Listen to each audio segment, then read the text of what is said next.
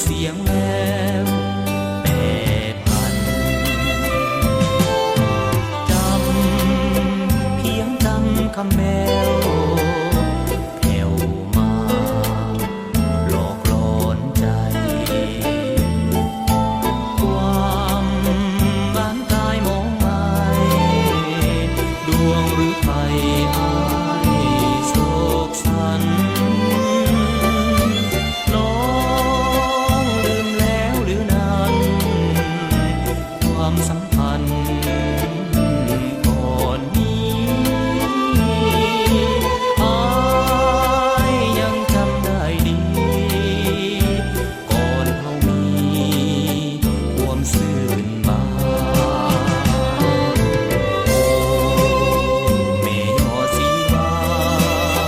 โปรดจงเมตตาสงสารข้าหน่อย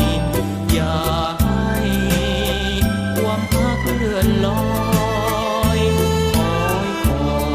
ยแต่ทรมานหากจริงบ่ทิ้งห่างไกลจะมอบกายถวายสีวันมอบหัวใจให้เป็นเดิมพันโปรดจงเห็นใจให้หายระทมคืนที่เฮาเคียงคู่แงนดูเดือนดาวเคยใกล้ชิดกายเจ้าสองเมาสุขรื่นรม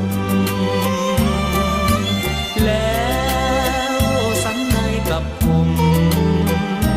ราวระบมสลา